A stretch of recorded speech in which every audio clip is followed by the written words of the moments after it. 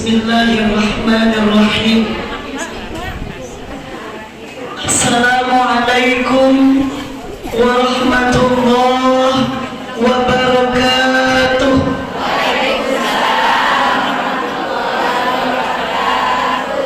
Bismillahirrahmanirrahim. Alhamdulillahi rabbil alamin. Wa bihi nasta'in ala umuri dunya waddin. Assalatu wassalamu ala ashrafil anbiya'i wal mursalin Sayyidina wa maulana Muhammadin wa ala alihi wa sahbihi ajma'in, amma ba'du.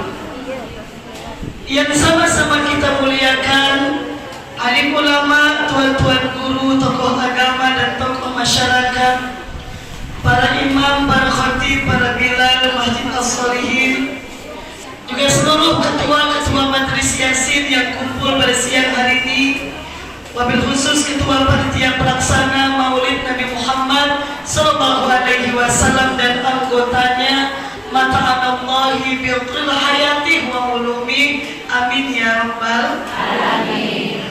Juga yang saya sayangi seluruh ibu-ibu, para anggota dan para undangan, adik-adik, kakak-kakak yang kumpul pada sore hari ini, yang semuanya tetap semangat melaksanakan peringatan Maulid Nabi walaupun bulannya sudah berakhir. Jadwal saya sendiri baru berakhir 30 Oktober, Bu. Besok saya safari Maulid di Tembilahan. Besok di Tembilahan, insya Allah Kamis baru pulang ke Kuala Tungkal. Jadi Masya Allah, mudah-mudahan semangat mengadakan Maulid seiring semangat juga mengikuti jejak Nabi Muhammad. Jadi jangan hanya Maulidnya yang semangat, tapi dan mau niru akhlaknya. Jadi ciri pecinta bukan cuma mengingat dan menyebut namanya, tapi mencontoh orang yang dicinta. Itu cinta yang lebih afdal, ibu-ibu, daripada sekedar memuji saja. Maka bersyukur kita kepada Allah sampai hari ini umur kita masih sehat, masih diberikan kesempatan, ya Bu. Di sore ini saya, ibu-ibu semua cuma dapat kesempatan, bukan hidup, kesempatan hidup. Bukan hidup cari kesempatan, tapi kesempatan dalam kehidupan. Maka gunakan kesempatan ini dengan sebaik-baiknya, karena besok belum tentu ada kesempatan yang sama. Maka bersyukurlah sore hari ini kita lapang, karena banyak di antara saudara kita yang tak dapat kesempatan yang sama dan tak dapat kelapangan waktu yang sama seperti kita. Bersyukurlah kepada Allah, sore hari ini Allah kasih kesehatan. Dengan kesehatan kita bisa khusyuk dan baik beribadah kepada Allah. Bersyukurlah kepada Allah dengan apa yang Allah beri, jangan mencari yang tidak Allah beri. Kita kadang-kadang, Bu, suka cari yang tidak ada, tapi lupa bersyukur dengan yang sudah ada. Kalau pergi asinan ke rumah orang, nengok orang ganti hordeng baru, kepengen juga hordeng baru. Hordeng rumah teh lampuan dah. Padahal yang di rumah belum disyukuri lagi. Pergi ke rumah orang pengajian, nengok orang ganti hambal baru, nak hambal baru pulang ke rumah. Padahal hambal yang ada belum disyukuri lagi. Pergi ke rumah orang, nengok orang ganti kursi baru, nak berganti kursi baru pulang. Pergi ke rumah orang, nengok orang berganti laki baru. Nanti jangan, Bu, ya. Ini jangan diganti nih.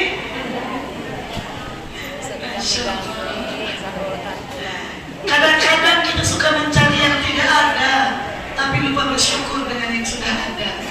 Saya sering di pengajian tuh makan-makan dengan ibu-ibu, dah ada sayur asam, ayam goreng, sambal belacan, dah. Sekali mencari, mau adikan karing, nyaman ya. Ayam itu belum disyukuri lagi, sayur asam belum disyukuri lagi.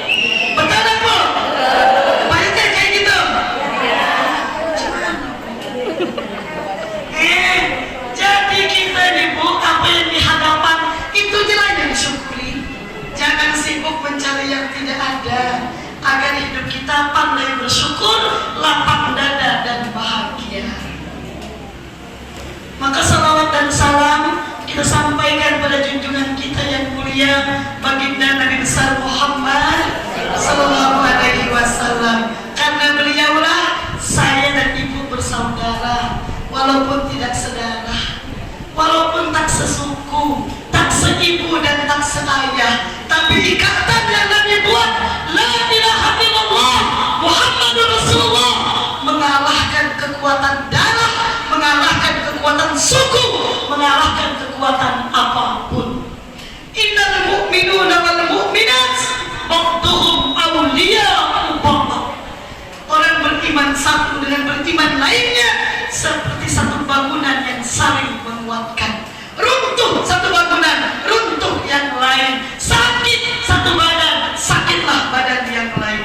Dahsyatnya persaudaraan yang dibangun atas dasar iman. Ibu-ibu, ada yang dimuliakan Allah, mobil surga adinda saya nih. Siapa? Adinda Al-Husna, Masya Allah ya.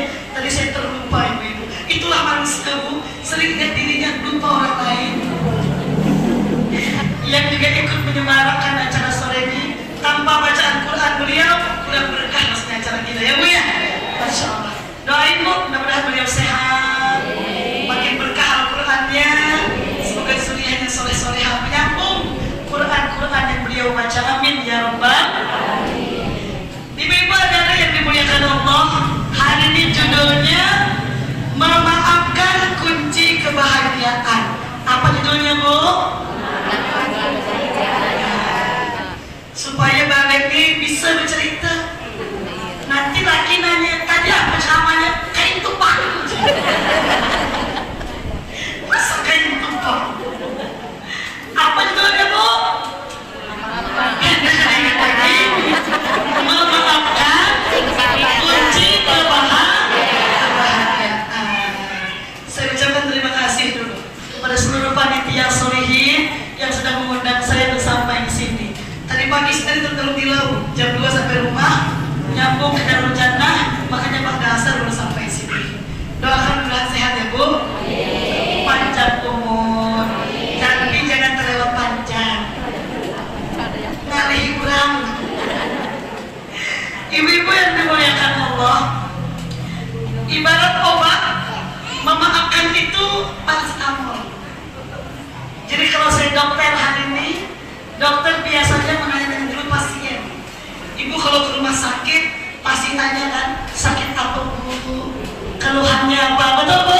Ya Bu. Ada langsung ibu-ibu yang datang, begitu duduk di kursi dokter langsung dibuka resep. Nah, ambil apotek. Ada? Kalau ada dokter gila.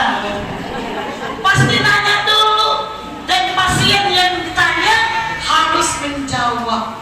Maka saya pengen ceramah saya ini ada interaksi dengan ibu-ibu supaya sama capeknya.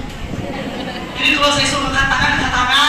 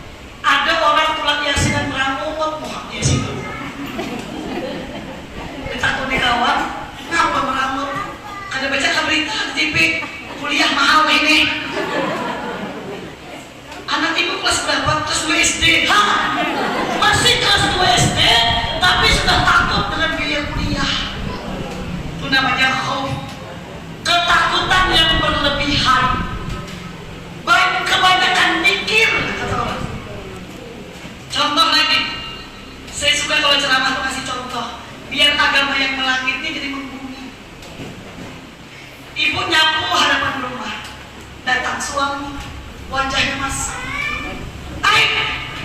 Ngapa bang? Muhat tuh masam, sini mendahakan. Ngapa? Tahun dulu bu, aku dipecat dari perusahaan kamu. Kapan dipecatnya? Tahun dulu. Tapi semenjak mendengar kabar itu, istri ini langsung hilang kebahagiaan, langsung ada selera jantung lagi. Masuk ke rumah, ketemu anak, lapar. Kau pikirkan, apa mau tuh di PHK? Kau bilang tahun dulu, setahun lagi di PHK, tapi dari dengar kabar tuh sudah hilang bahagia. Itu namanya khauf. Langsung mengambil HP, nelpon ketua Yasinan, aku ambil Yasinan. Nggak apa-apa ya kawan, lagi ku di PHK. Kapan? Tahun dulu, diikat lagi nyambut Yasinan. Makin jalan bulan, makin ada tenang. Han, abahmu 9 bulan 4 lagi. Tinggal 6 bulan, makin ketakutan. Padahal umur belum tentu sampai dan belum tentu juga betul-betul di PHK. Betul bu? Tapi dari mulai mendengar kabar sudah hilang bahagia. Sekali sampai setahun gelisah di rumah. Makan apakah ibahnya lagi? Pokoknya miti ibah orang masalah itu terus. Sekali mulai lagi, umarmu, aku udah jadi di PHK. Alhamdulillah. Tapi rugi setahun sudah kehilangan kebahagiaan. Betul bu? Maka orang yang punya sifat khauf, kepanjangan mikir, orang yang hilang bahagia, kata Al-Quran. 2 bu, sifat yang harus dihindari, husnun, sedih yang berlebihan. Saya punya kawan bu, kawan saya ini kawin, rupanya lakinya jahat, suka menampak, suka menendang. Tak benernya bu? Kakaknya ente. Aku disuruh apa dia bisa nyampan? Laki ku pernah itu. Suka nampak, suka nendang, suka membanting. Setahun dia bercerai. Datang ke rumah saya curhat. Aku ini ada orang melamar aja, tapi ada aku terima. Ngapa kataku? Kan gagah kan? Gagah apa kan? Malah lebih gagah pada laki yang dulu. Kan sugih kan? Sugih dari suami yang dulu. Kada alim kan? Alim. Jauh alim dari suami yang dulu. Bahkan ustaz gelar. Tapi aku tidak bisa nerima. Asal aku anak kawin, terbayang tampar lagi pertama. Ini namanya husnun, sedih yang berkepanjangan. Padahal ibu, Allah datangkan lelaki kedua, Allah bukan kesempatan kedua, yang ini bisa jadi pintu bahagia. Tapi gara-gara sedih yang berkepanjangan, trauma yang tak bisa dimaafkan, akhirnya kesempatan dia elakkan begitu saja. Maka Quran menyebutkan apa bu? Bismillahirrahmanirrahim. Inna awliya Allah la khawfun alaihim wa la hum yahzanun. Sesungguhnya kekasih-kekasih Allah, orang-orang yang dekat dengan Allah, mereka akan bahagia karena tidak pernah takut dengan masa depannya dan tidak pernah khawatir dan sedih dengan masa lalunya. Itu baru aulia Allah. Tapi kalau masih takut dengan masa depan, sedih dengan masa lalu, maka dia tidak bisa bahagia menjalani hidup ini. Selamanya terbebani dengan masalahnya. Maka ibu-ibu jangan punya sifat khauf kecuali kepada Allah. Jangan punya sifat husnun.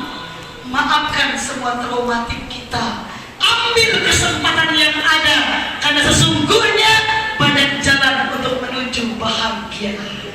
Jangan putus asa. Maka Allah sebut wala tai'asu min rauhillah. Jangan putus asa dari rahmatnya Allah. 3. Penyakit yang buat umat Islam tidak bisa bahagia, kata Allah. Penyakit ketiga ini yang paling banyak orang ada, al-ghadabun, penyarikan, pemarahan, penyinggungan. Ini Bu, hampir semua orang punya sifatnya yang kalau tidak diobati, tidak dikendalikan, tidak bisa bahagia.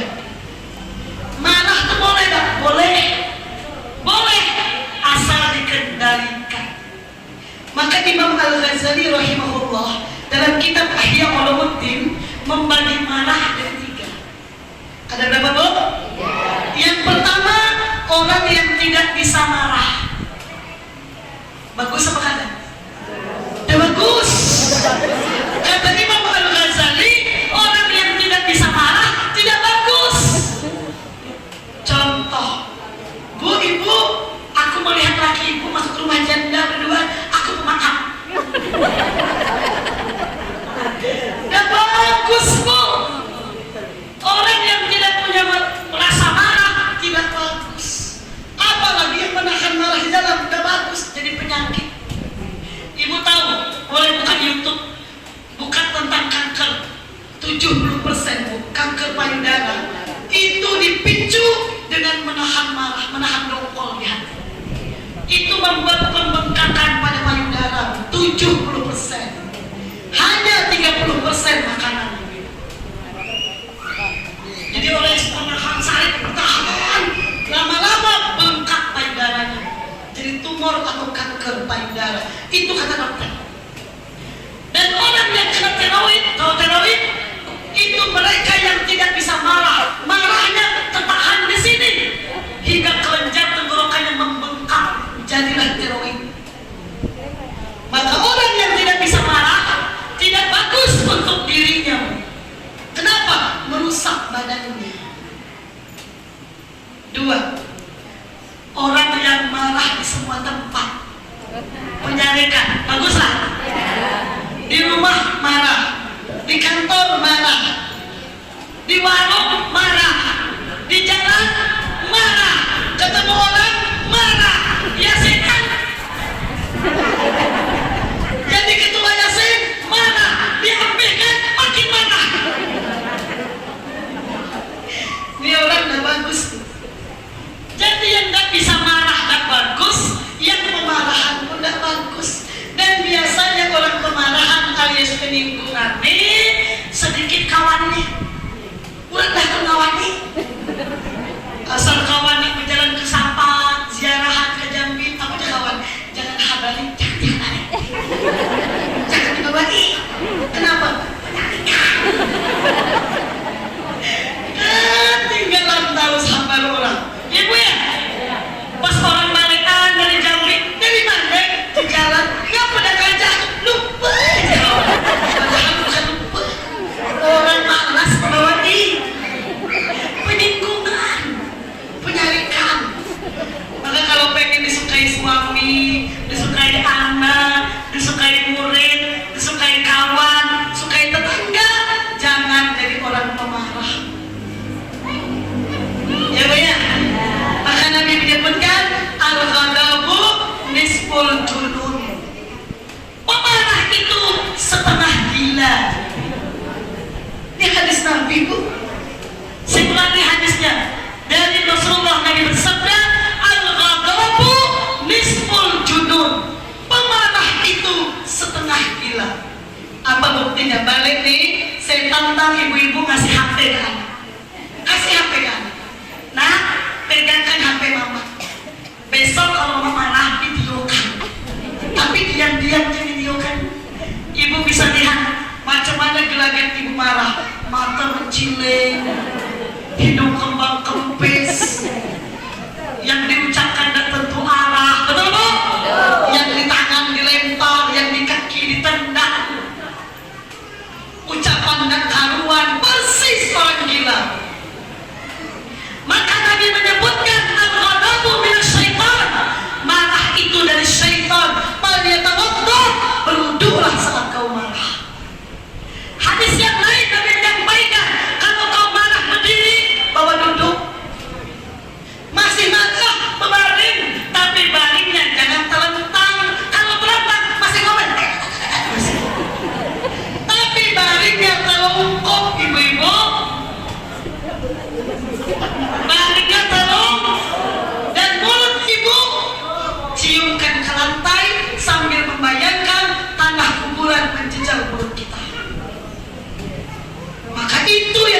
sebab Nabi bisa meredam marah. Tahu caranya, Bu? Jadi apa yang paling bagus, Ustazah? Yang paling bagus golongan ketiga, yaitu kata Imam Ghazali, orang yang bisa mengendalikan marah. Dia marah, tapi dia mampu mengendalikannya, dan jaminannya surga, Bu. Bukan tanggung-tanggung, surga. Bukan surah Al-Imran, Ibu boleh baca. Apa kata Allah? Bismillahirrahmanirrahim. Wasari'u ila maghfiratin min rabbikum wa jannatin 'arduha as-samawati wal ardh u'iddat lil muttaqin. Alladzina yunfiquna bis-sarra wad-dharra. Golongan pertama yang aku beri surga adalah orang-orang yang bersedekah sembunyi maupun terang-terangan. Satu. Golongan kedua, wal kaudhiminal ghaidh, yang mengendalikan marah. Coba. Jadi orang yang marah tapi bisa dia kendalikan, tidak tanggung-tanggung, jaminannya surga. Kenapa, Ustazah? Karena ini akhlaknya Nabi Muhammad sallallahu alaihi, yang Ibu baca tuh, ahsanan nasi khalqan wa khuluqan. Di dalam ahsanan nas ada jiwa yang paling pandai mengendalikan marah. Jadi pergi maulid jangan sekedar dengan ceramah ya, Bu, tapi ambil apa nih sifat Nabi hari ini yang disampaikan penceramah, bawa pulang, praktekkan dalam hidup kita, agar kita layak menjadi umat Nabi Muhammad sallallahu alaihi wasallam. Golongan ketiga, wal 'afina 'anil nas, orang yang memaafkan kesalahan manusia. Wallahu yuhibbul muhsinin. Allah jatuh cinta kepada mereka tuh. Mau dicintai Allah, Bu? Mau, Bu?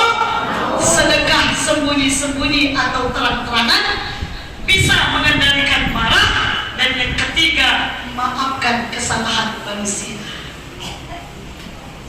Insyaallah. Makanya Ibu-ibu, soal mengendalikan marah ini bukan soal biasa, tapi ini soal luar biasa. Jadi bukan tidak marah, tapi mengendalikan marah. Maka saya mau nanya dulu, Bu, Ibu, tadi pengen bahagia kan? Siapa yang pengen bahagia ke tangan? Siapa yang pengen bahagia ke tangan? Semuanya pengen bahagia. Yang angkat tangan hidupnya belum bahagia berarti. Karena kan pengen bahagia. Baik, saya tanya nih, Bu, apa yang membuat Ibu sering marah? Tadi jangan dijawab kan? Apa yang membuat Ibu sering marah? Apa, Bu? Kalau anak disuruh sholat, Macam-macam itu apa? Anak dan nurut, rumah berantakan dibuat anak, ya Bu ya? Yang saya survei itu jawabannya. Anak tak nurut, rumah berantakan, anak mertua susah diatur. Tahu anak mertua? Suami. Anak sendiri tak nurut, anak mertua susah diatur. Rumah berantakan, tempat dan dikasih duit. Nih realistis 4 kali yang memicu kita marah. Betul, Bu? Sekarang benarkah anak tak nurut, suami susah diatur, rumah berantakan, kurang duit, benarkah itu membuat kita marah? Belum tentu. Karena sesungguhnya yang membuat kita marah adalah hati yang lagi berantakan, bukan rumah yang berantakan, tapi hati yang berantakan. Anak cuma kena sampah, suami cuma kena imbasnya. Contoh, kalaulah rumah berantakan sering buat Ibu marah. Ibu pulang lihat kulit nih, tiba-tiba masuk rumah, assalamualaikum, waalaikumsalam, berak. Lihat rumah dihambur cucu, kain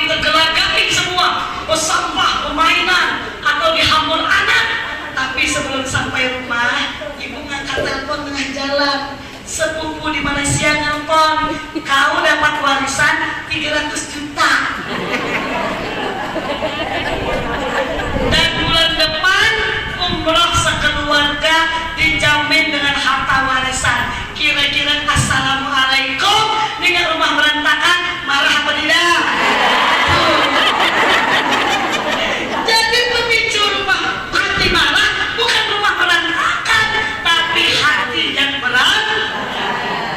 Buktinya jadi ibu hati bahagia, duit banyak, dapat kabar menggembirakan, bukan rumah berantakan. Ibu malah ngomong gini, cong sini cong, yang diambil belum, hambur diambil sini. Ibu suruh menghamburi lagi malahan, di dapur belum, di dapur, hamburi. Coba bayangkan. Artinya pemicu kita marah bukan rumah, tapi hati yang berantakan. Jelas bu? Jelas. Saya contohkan lagi, biar ibu makin paham. Contoh, ibu punya adik yang ibu jaga dari umur 6 tahun ikut ibu, 6 tahun dijaga, disekolahkan SD 6 tahun, dimasukkan SMP 3 tahun, dimasukkan aliyah 3 tahun, dikuliahkan pulang di UIN Jambi 4 tahun, dikawinkan pulang. Coba ya kan, sekali dikawin pindah ke Jambi, dan pernah nelpon, dan pernah ngasih kabar, setahun dari pak kawin dan pernah bilang.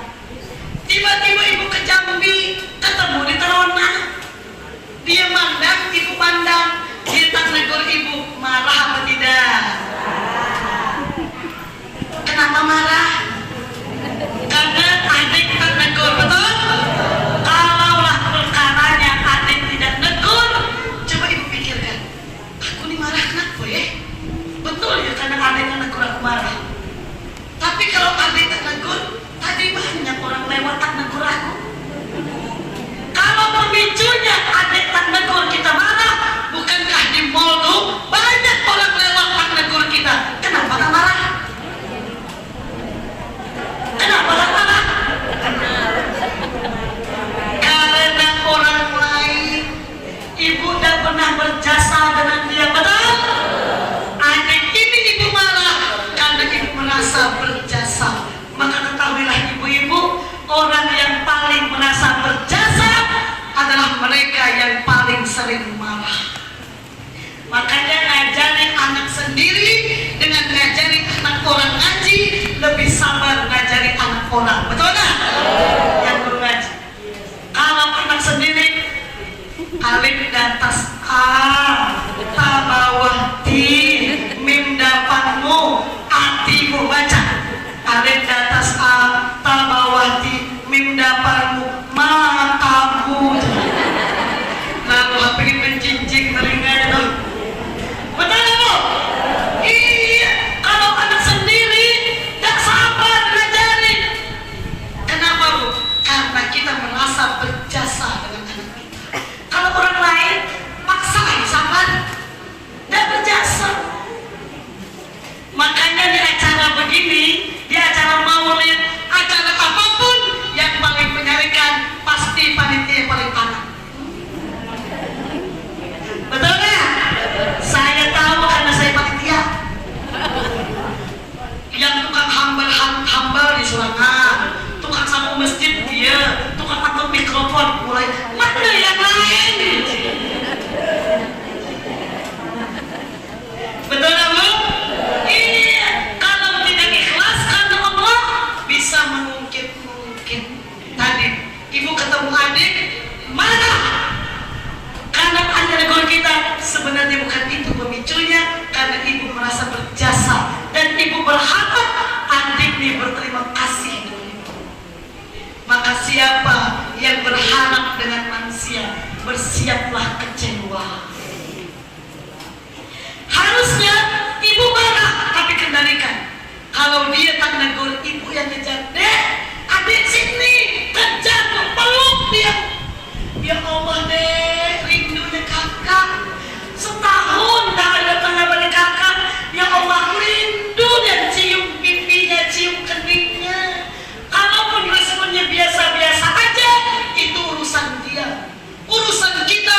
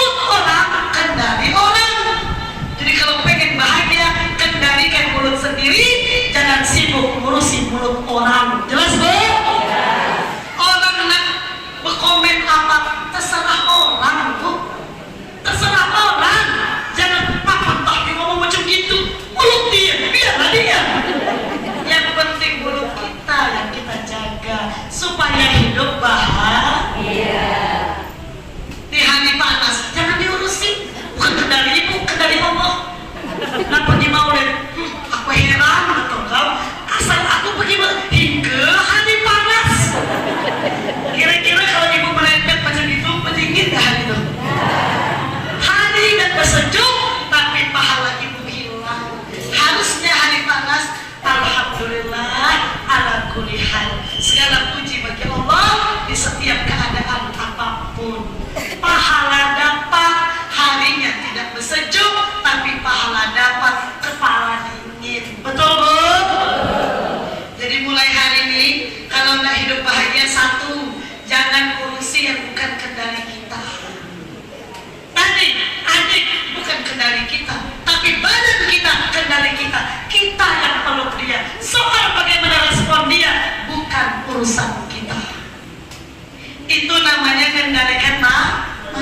Coba kalau marah tiba-tiba mulai sampai tunggal membanting pintu. Ngapa ada laki tahu dan bang? Ketemu di Jambiak dengan adik itu. Astagfirullahaladzim. Ibu tahu bedanya istighfar betul dengan tidak betul? Nadanya. Istighfar orang yang betul-betul istighfar dan orang marah nadanya. Kalau nada istighfar yang minta ampun dari tinggi ke rendah, astagfirullah, itu betul. Tapi kalau dari rendah ke tinggi itu salah. Seringkali kan kita bilang astagfirullah.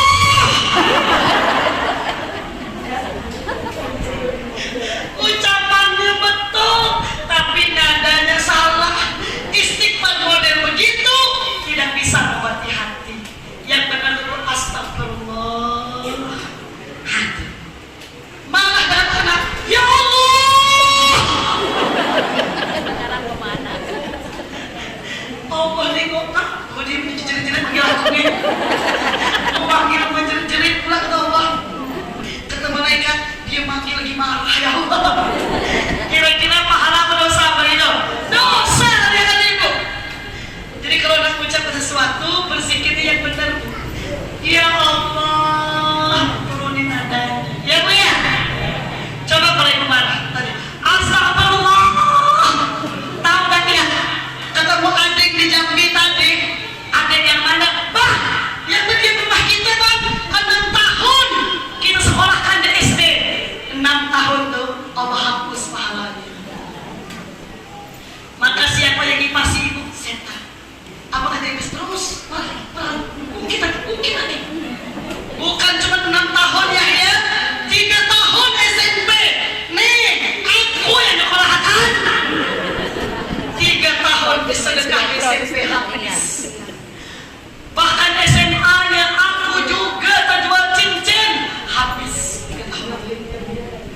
Tuh kuliah atau 4 pintu tanah jual, 4 pintu sedekah kuliahnya habis.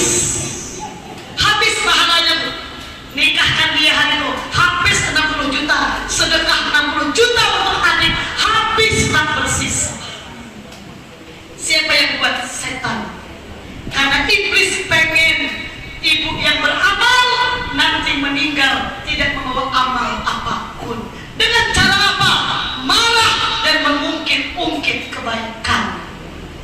Makanya disebut mereka yang pemarah sama dengan mengumpulkan kayu bakar, lalu mereka bakar dalam sekejap mata menjadi abu. Maka orang yang pemarah adalah mereka yang mengumpulkan amal dengan susah payah, sekejap mata diungkit kebaikannya hilang tanpa sisa. Maka rugi apa untung orang pemarah Bu? Rugi. Maka yang paling bagus kendalikan marah. Caranya gimana? Jangan berharap dibalas manusia kebaikan kita.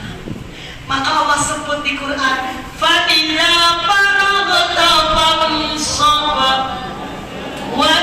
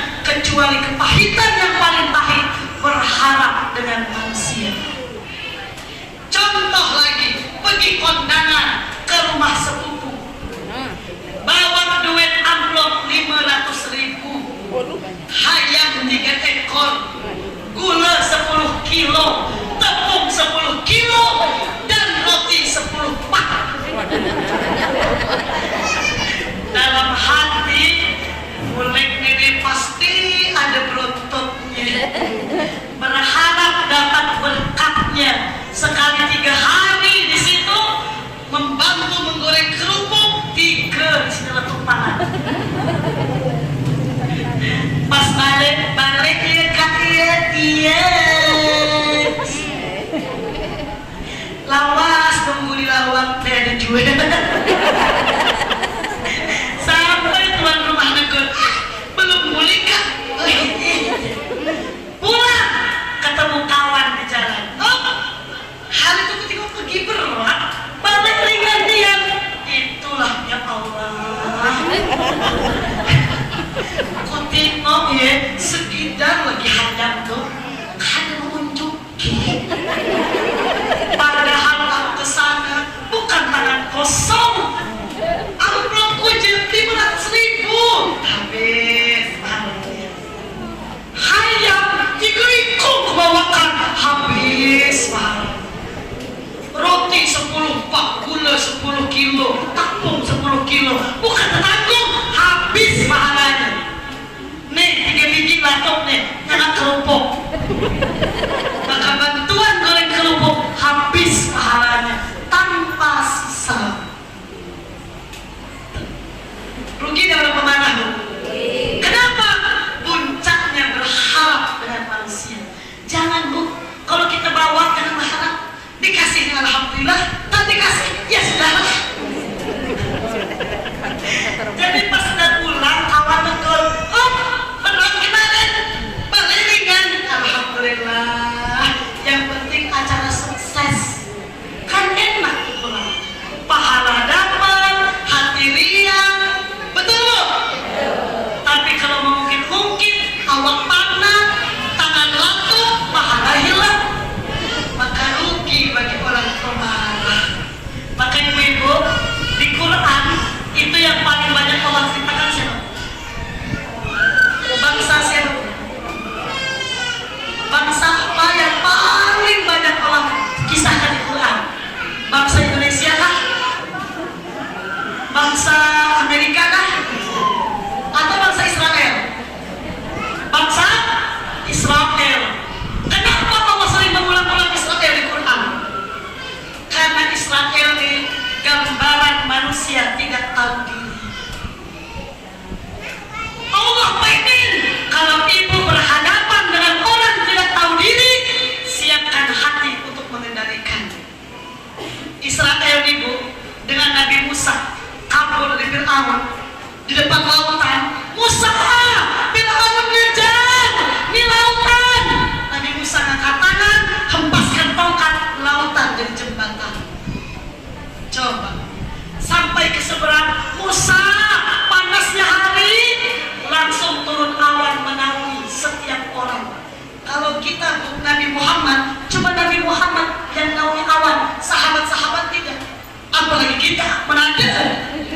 Tapi umat Nabi Musanya kena awan, semua umatnya dilindungi awan, gak ada yang kepanasan.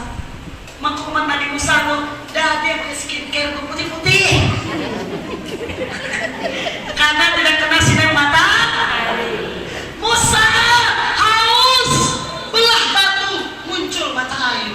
Coba Musa lapar, turun dari langit hidangan ibu manna wassalwa, susu dan daging, masak tinggal makan. Kurang apa Allah menservis Bani Israel ini. Tapi apa kata Bani Israel? Musa, kami bosan, bilang dengan Tuhanmu, kami bosan makan daging tiap hari. Coba Allah beri kami timun, wortel, bawang putih, bawang merah, cabai. Kalau kusimpulkan orang Israel nih kepengen makan acar. Karena itu bahan-bahan acar, betul? Coba dikasih daging minta acar. Saking tak diri, Allah kasih bu. Apa kata mereka? Musa, sampaikan dengan Tuhanmu, kami akan menyembah dia kalau dia muncul di hadapan kami. Kurang ajar. Itulah manusia tidak tahu diri. Kalau ibu ketemu dengan orang begitu, kata Allah, siap-siap kendalikan hati. Karena ada di antara kita, tetangga kita, sekampung kita, yang kita kasih hati, dia minta jantung. Kita kasih jantung, dia minta nyawa kita. Betul? Maka orang begitu, siapkan senjatanya. Apa senjatanya? Maaf.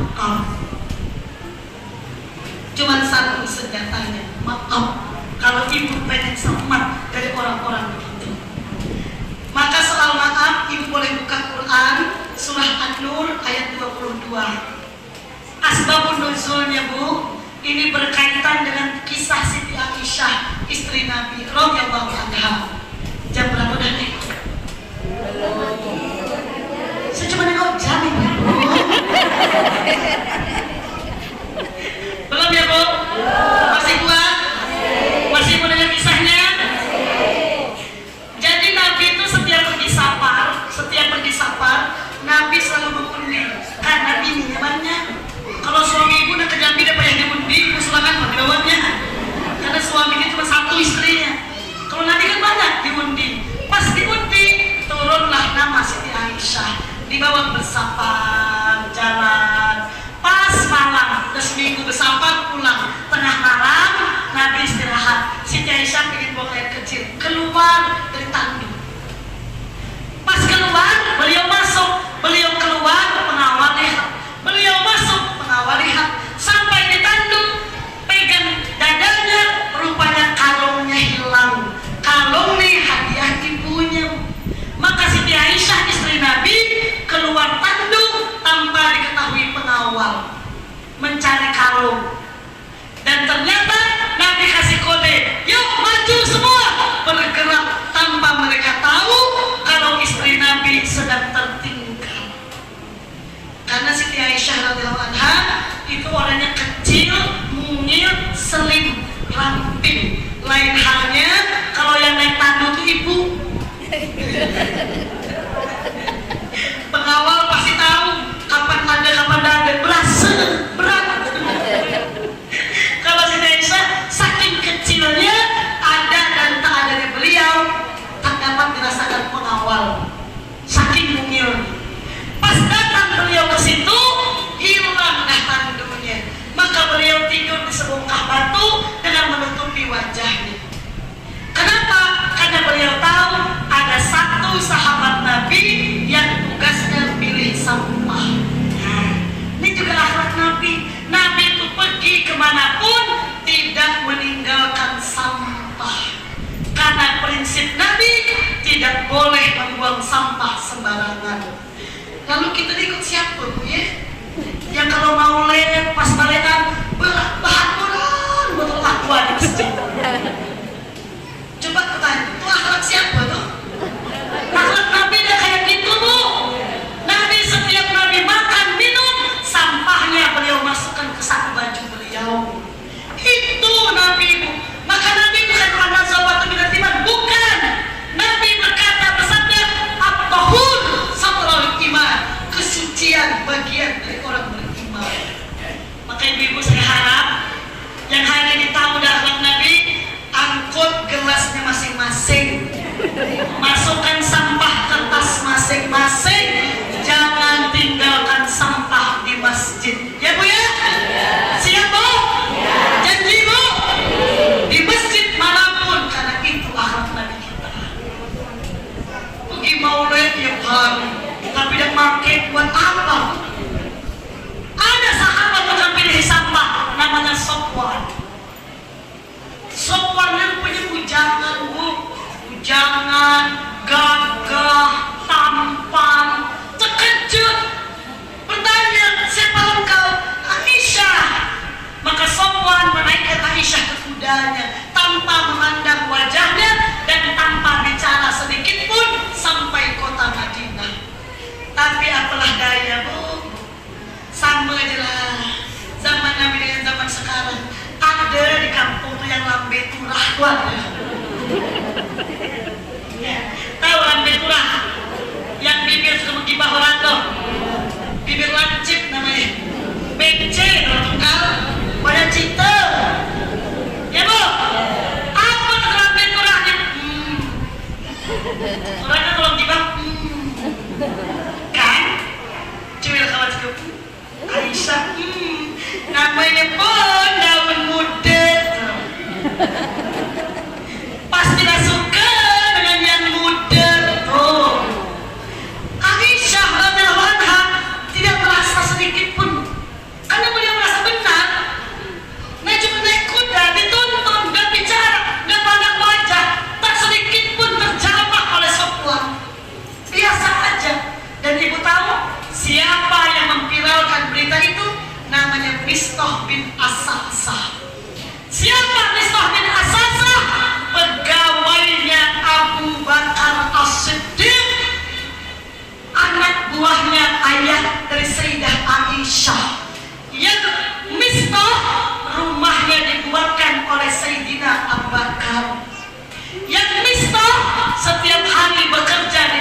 Sayyidina Abu Bakar, makan anak istrinya dari pemberian Sayyidina Abu Bakar. Coba orang yang dihidupi keluarganya, yang diangkat nasibnya, orang inilah yang memfitnah anaknya. Maka ibu-ibu, Sayyidina Abu Bakar bersumpah, demi Allah, mulai hari ini aku udah mau lagi bantu Mistah. Wajar gak? Wajar gak Bu? Wajar. Karena kurang ajar Mistah nih. Dibaiki minta kasih hati, minta jantung, dikasih kehidupan, malah anak kita yang dimaki dan dicacinya. Sampai-sampai Nabi mengantar Sayyidah Aisyah ke rumah ayahnya, Nabi pun hampir termakan berita munafik ini. Coba bayangkan, paling sakit hati Bu, kalau orang masih ngejek kita belum seberapa, tapi kalau suami tak percaya, itu sakitnya luar biasa. Betul Bu? Itu yang dirasa Sayyidah Aisyah. Cuman beliau gak bisa lihat faktanya betul. Pulang berduaan, iya. Naik kuda Sofyan, iya. Masalahnya zaman itu belum ada HP. Kalau ada HP nyaman, hai, aku ketinggalan. Buat TikTok, betul ya Bu ya? Zaman itu CCTV belum ada, HP belum ada, fakta memang nyata. Tak bisa ngelak. Maka Aisyah radhiyallahu anha menandah tangan ke Allah. Tapi Bu, ketika ayahnya Abu Bakar berkata, demi Allah, aku tak bantu Mistah lagi mulai hari ini, Allah merespon sumpahnya. Turun Quran An-Nur surah 22 ayat 22. Apa kata Allah? Bismillahirrahmanirrahim. Wala yattali ulul fadli minkum wassa'ah. Hendaklah dan janganlah orang-orang kaya yang punya kelebihan harta bersumpah, antakulu ulul qurba wal yatama wal masakin wal muhajirin fi sabilillah, untuk tidak memberi makan kerabat dekatnya, orang-orang miskin, dan mereka yang berhijrah di jalan Allah. Apa kata Allah? Wal ya'fu, maafkan kesalahannya, wal yasfahu, lapangkan dadamu. Ala tuhibbuna astaghfirullah lakum, bukankah kamu juga mau Allah mengampuni dosamu? Wallahu ghafurur rahim, dialah Allah pengampun dan penyayang. Allah tidak mendukung Abu Bakar, tapi Allah memerintahkan Abu Bakar memaafkan Mistah. Bayangkan. Kenapa? Alasannya bukan karena Mistah layak dimaafkan, tapi alasannya kata Allah, ala tuhibbun, bukankah kau juga pengen aku ampuni? Kalau kau pengen aku ampuni, kenapa kau tidak bisa memaafkan hamba yang bersalah kepadamu? Saya mau nanya dulu, ibu-ibu punya dosa dengan Allah? Punya kesalahan dengan Allah? Mau diampuni Allah? Berharap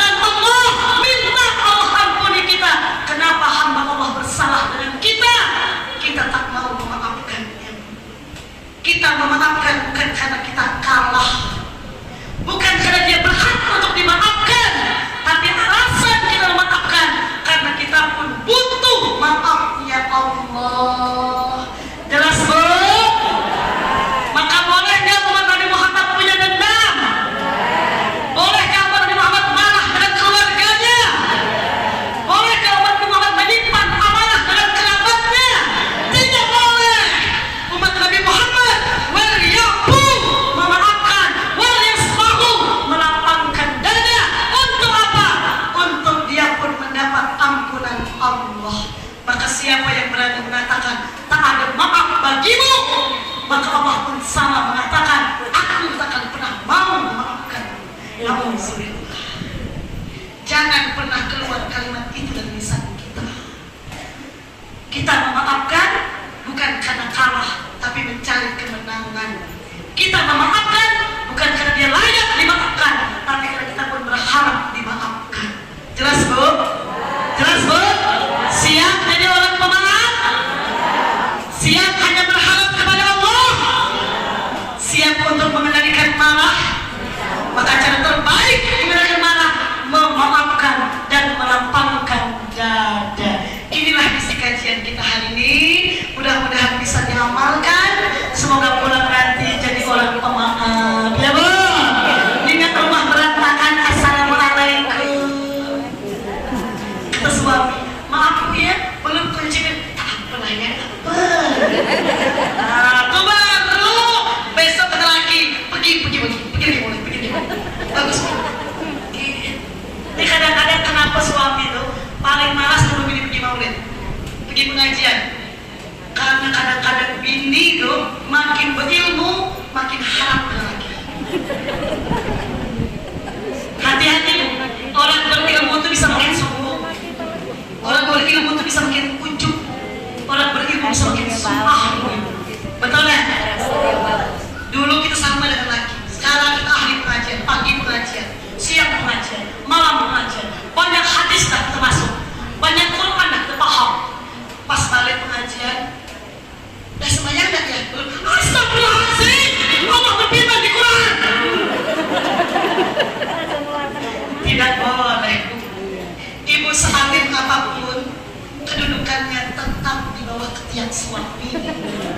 Suara ibu harus di bawah suara suami. Saya ustazah kalau di luar Bu, ceramah lantang depan suami kayak kucing Bu. Dan pernah saya berdalil depan suami, saya tidak pernah berhadis berquran, tidak pernah. Kenapa? Suami paling pantang diajari. Ada sifat qawam yang mereka tidak suka diajari istrinya, tapi suka diajak.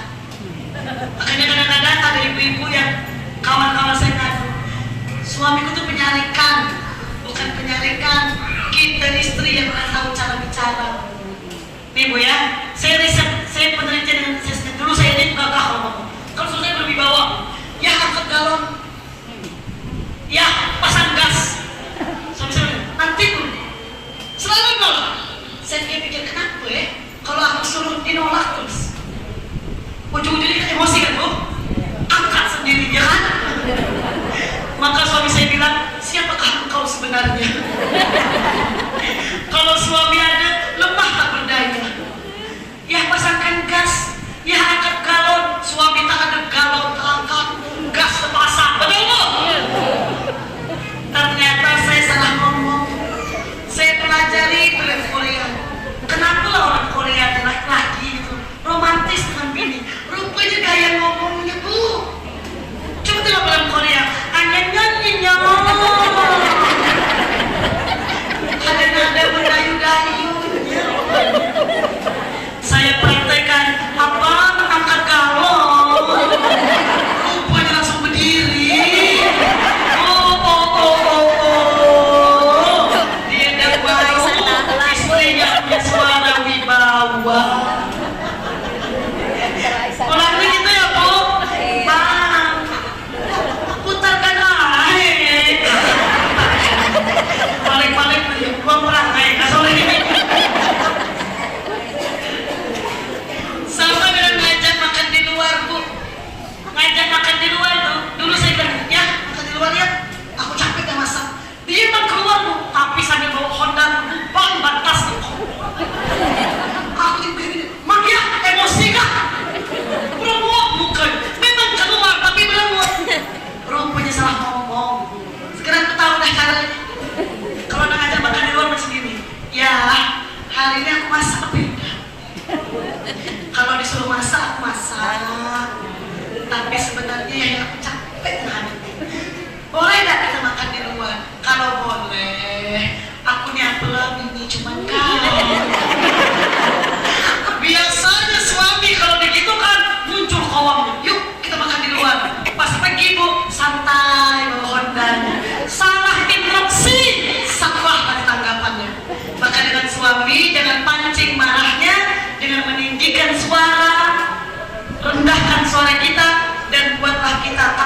mulia di hadapannya. Maka suami akan mengangkat kita. Konsepnya Bu, konsep Quran, istri yang merendah dia akan diangkat suaminya, istri yang meninggi akan dijatuhkan suami sendiri. Contoh, ibu masak, kalau ibu bilang begini, ya cicip-cicipin, enak kan? Siapa dulu yang masak? Pasti dia ngomong gini, ah biasa aja deh. Dia pasti gitu Bu, karena kita sudah mengangkat. Jangan bilang begini, ya coba-cobain, Pak Zubin, udah enak kan ya? Memang bisa masak, dia makan. Karena itu sifat qawwam, dia akan mengangkat seorang istri yang merendahkan diri di hadapannya. Maka siapa yang ingin diangkat suaminya, rendahkan suara, rendahkan dirimu di hadapan suamimu. Meskipun nampak alim kita dan suami kita, tapi tetaplah tawadhu di hadapannya. Siap Bu? Siap Bu? Itu yang diajar Nabi Muhammad sallallahu alaihi wasallam. Maka bagi siapa yang masih nyimpan marah pulang nih, datang ke rumah tetangga yang dimarahin, maafkan dia, mintakan ampun untuknya, supaya apa? Allah sudi mengampuni kita. Ini dulu hari ini, salah dan mohon maaf. Billahi taufiq wal hidayah. Assalamualaikum warahmatullahi wabarakatuh.